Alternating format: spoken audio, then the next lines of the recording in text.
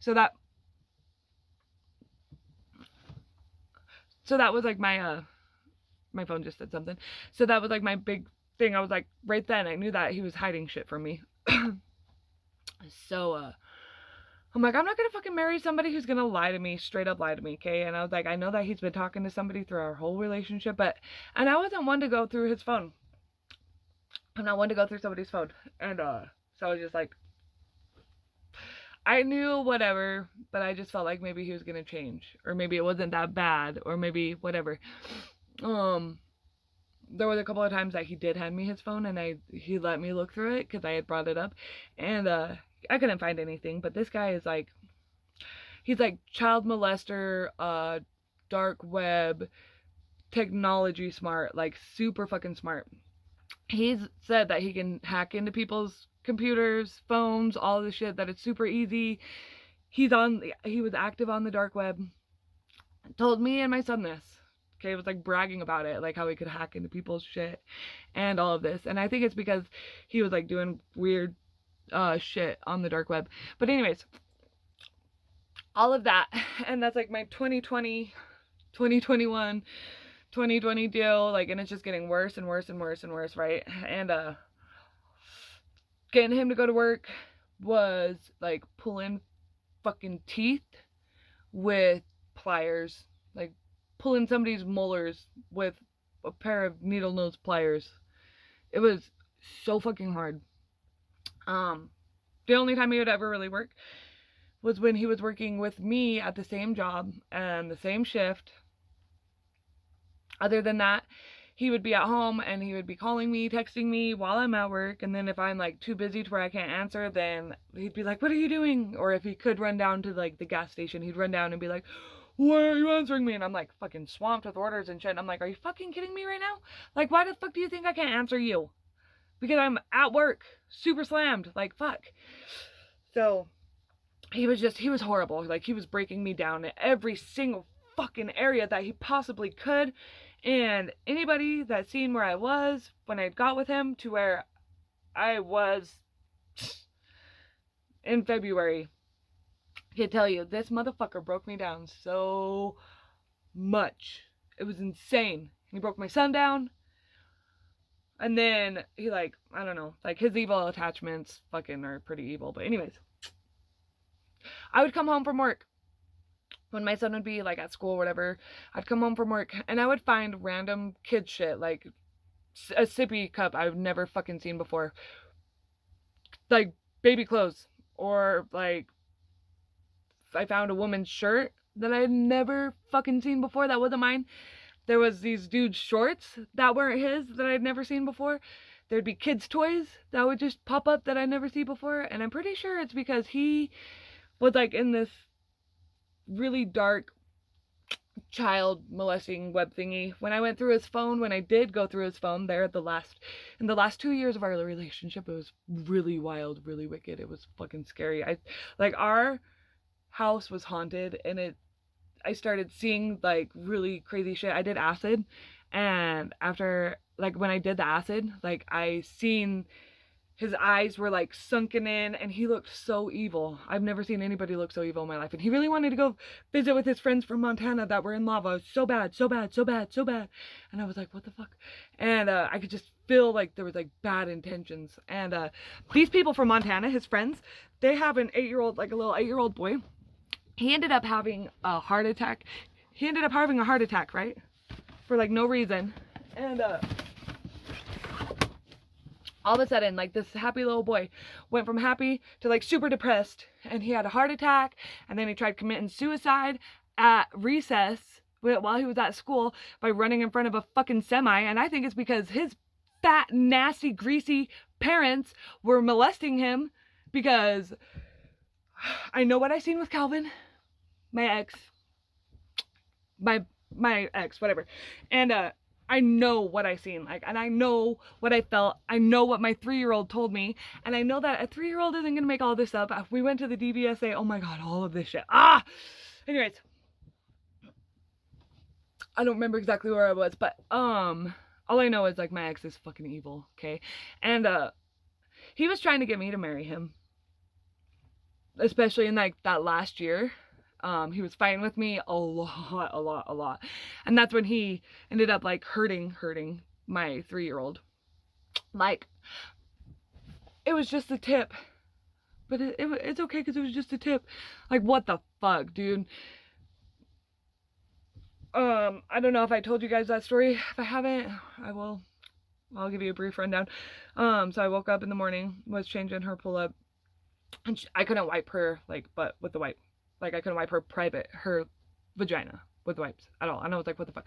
And she was really red. And I was like, this is the weirdest diaper rash. Like, I've never seen a diaper rash like this, okay? And I was like, no, but what happened?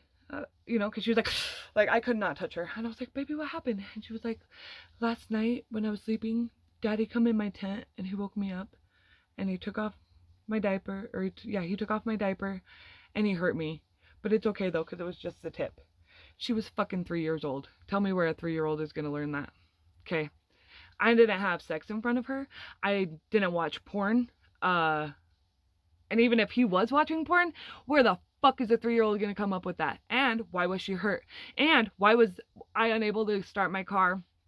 Went to the ER. The ER people wouldn't even admit my daughter. Sent us down to the DVSA. The crooked ass cop messed that whole fucking that whole investigation up by getting everything wrong. Like, evil motherfuckers. Evil. They're evil. But anyways. I just pray to God. I pray to our creator. I pray to source that wicked ass motherfuckers like him and his friends and anybody like them, I pray that they get their karma. I pray that they get taken off the streets. I pray that they are not allowed around children. I'm shaking right now.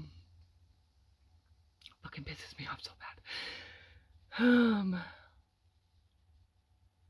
But anyways, so in that last year, the last few months that we were together, like 6 months that we were together, he was really pushing, like trying to make me go get married to him. And I'm like, why do you want to get married to me? Like, we're fighting every single fucking night. Why do you want to get married to me? Well, and he was like, it's because I love you. It's because I love you. And I'm like, bullshit. And then he was like, what do I have to do for you to get married to me? And I told him, I was like, I want you to get on your bipolar meds and I want to do marriage counseling. So we did 2 things of marriage counseling, 2 sessions, okay? He canceled the other 2 because the counselor caught on that he was a psychopath after the second session, during the second session. And she brought it up. And then so he went pee, he was going pee, whatever. And she was like, I feel like it would be in your benefit if you could talk to me one-on-one. And I was like, okay, well, I don't know if I can afford that, blah, blah, blah. She's like, well, he shows textbook signs of narcissism. She's like, but I fear that you're with a psychopath. And then he fucking cancels the next 2 counseling sessions and like has this stupid excuse of why it was canceled. And then he's like, I had taken my pills for a month and blah, blah, blah. Like, I did everything that you wanted me to do. Like, let's go get married. Let's go get married. And I'm like, no. Like, the fact that you're trying to force me to go get married and you do, like, the bare minimum of what I ask, like, absolutely not. Like, there's no way in hell that I'm gonna fucking marry you, whatever. And then all this shit happened with my daughter. And then we escaped. And I think that the reason why he was wanting to get married was because I think that he really, and I would say this like for 5 years, I would say this, I would be like, you're trying to kill me. I feel like you're trying to kill me, because I felt like he was trying to fucking kill me or get me to kill myself. Mentally was like fucking me up, bro. And he was like sitting there like fighting with me every single fucking day for 2 months. He would keep me up until like 2 o'clock in the morning, and I would have to turn around and be to work at like 4:30 in the morning, okay? Over this kid who was training me, this kid was like 21. I'm like mid-30s almost, okay? And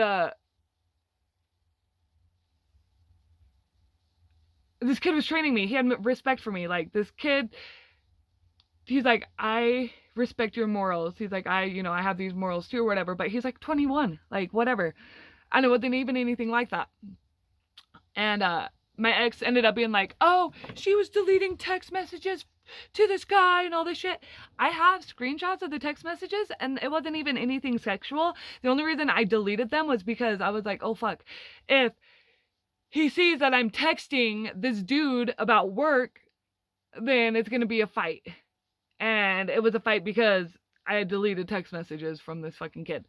It's fucking crazy.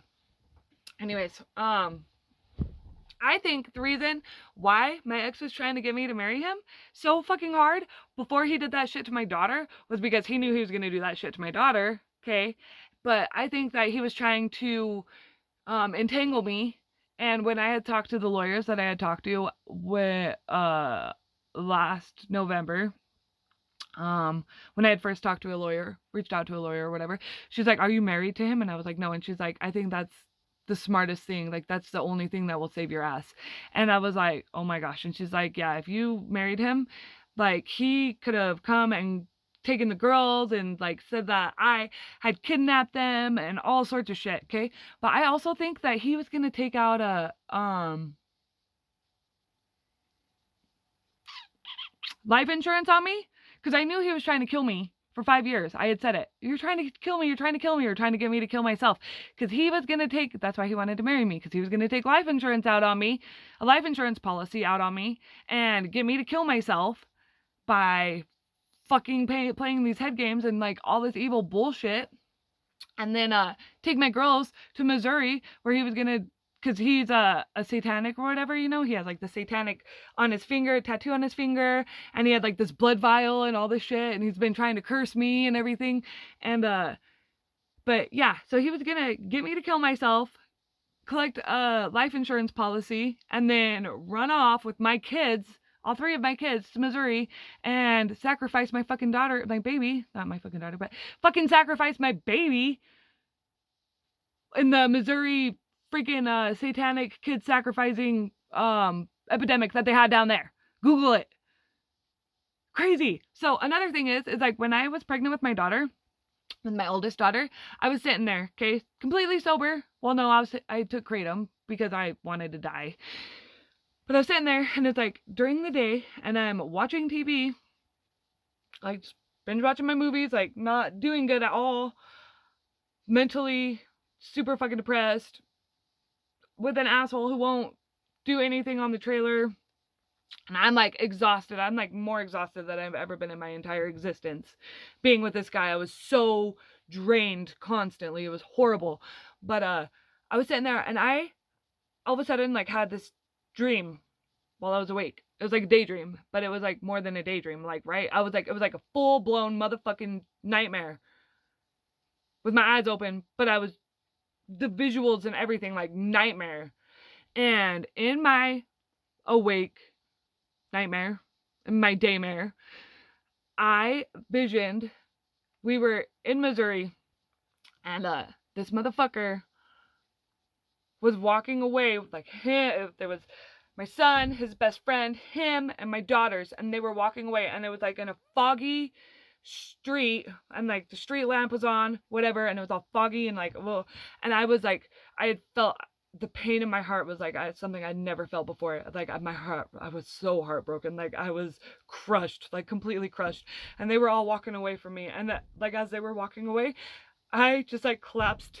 And I've never fucking felt heartbreak like that, except for when I walked past my little girl who was standing there staring at her dad, bawling. And this is like her doing that was for real. But my vision, that heartbreak was horrible. I felt that heartbreak in my daughter when I walked past her. And that wasn't a vision when I walked past her. That was like for real. I walked past her and I started bawling. I turned around and I looked at her, and she was just sitting there staring at her dad, crying, like just quietly crying, whatever. And it's because he was fucking touching her. And that all started making sense, you know, after I woke up that morning, and then she said that. And then I was like thinking about all the things that happened before that, and it was like fucking horrible. But anyways, yeah. So I think he was gonna try to take life insurance out on me and do all of this shit. And I think his grandma was in on it, because that woman, every time I'd go around her, like I would just get the worst anxiety. she seemed so sweet and so lovely. And I was just like, what is wrong with me? Why? What is wrong with me? What is wrong with me? Nothing was wrong with me. My body was protecting me because my intuition was completely shot because this guy was like fucking me up. But my body, my anxiety was a form of intuition, and it was saying, hey, every time I'd get around her, every single fucking time I'd go around this woman, I'd get major anxiety, like super bad anxiety. And I think that's why. But I think that, like I'm telling you, I got poisoned, okay, in January, no, January, February, March, April, May, June, July. I got poisoned in June. Was it June? I believe it was June or July. June. 6. Yeah, I got poisoned in June, okay? And double poisoned, motherfuckers. I couldn't walk for a week. I'm pretty sure that my ex, and I was pretty sure about this when it happened, and I had told my friend that was my friend at the time, that I thought was my friend at the time. I told him, I was like, I think my ex is in town, and I think that my ex is talking to this dude that was staying up Grover Park that fucking gave this shit to me. And then I found out like other people gave me more shit, and I was just like, what the fuck? And I'm pretty sure that it come from my ex and his grandmother.